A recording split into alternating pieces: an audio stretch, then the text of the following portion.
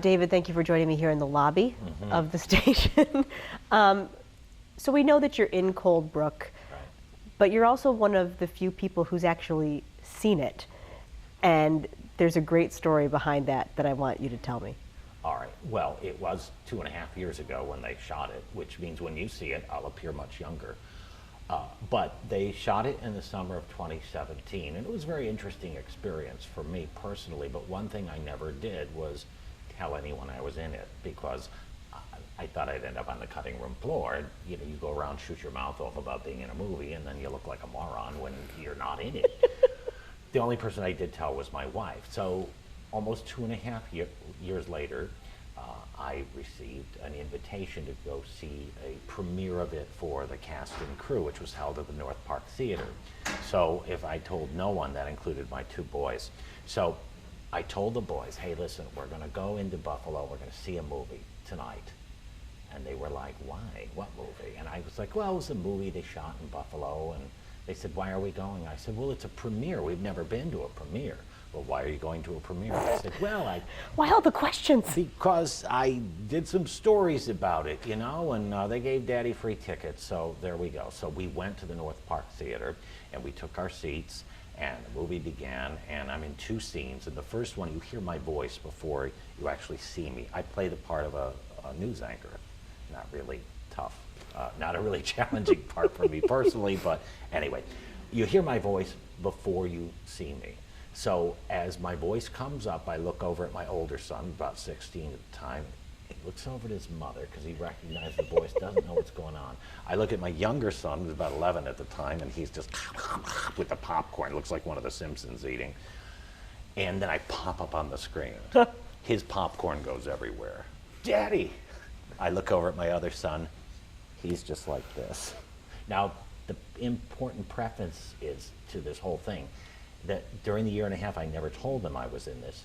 Every time that we went to a movie, we would walk out and I would say, you know, I ought to be in the movies. And they'd be like, Dad, no one would ever put you in a movie. And every time I said, Dad, you sound like a moron. Stop saying that. You know, nobody's ever going to put you in the movies, Daddy. So then all of a sudden I'm in this movie. The older one is beside himself with embarrassment. And then the scene disappears, and the younger one looks up and in a very loud stage whisper that a lot of people could hear says, Daddy, when we get in the car, you have a lot of explaining to do. So that was a long game that you played with them, for sure. Sometimes the longer game is worth it with your kids, Kate. That's a good piece of advice right there. But it is kind of cool. Like you said, you think I'm going to end up on the cutting room floor, and then you're sitting there, and there you are on the big screen. Yeah, and it was. Listen, I was pleased to do it. It was an interesting experience. You know this, Catherine. You've been in the movies before. Just barely. But you said that it was wonderful to be able to work with the people that you worked with, too.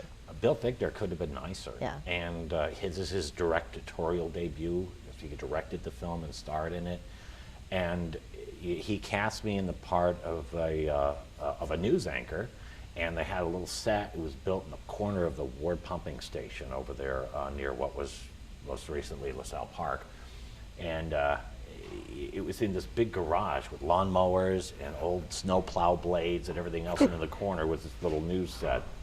And the thing I'll remember about Bill Fichtner is he's the big star and he's the director, and I'm just some yahoo in Buffalo, New York that he cast to play this small part. But when I sat down, he was very interested in knowing what I thought about, are we doing the right thing here? Does it look right?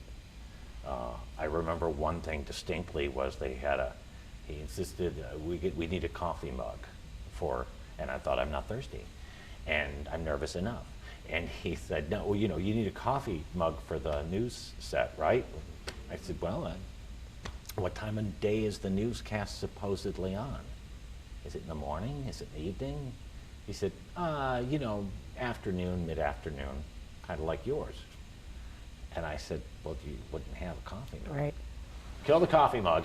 So he was very receptive on, you know, what I thought should be done, or the way I would say a dialogue or say a line or something like that. So that was really cool to be able to work with him and get to know him a little bit. And he is true blue west of New York. He's a Buffalo guy, the prototypical Buffalo guy. And this is sort of a dream come true for him. So for you to be able to be part of that is Yeah. a pretty cool thing. Yeah, and like I said, very interesting experience. I would highly recommend it. And the movie too. It's a good story, and I found it to be one that you could take your entire family to. So I hope everyone gets a chance to see it. Well, we'll get to see you too. All right. Thanks, David.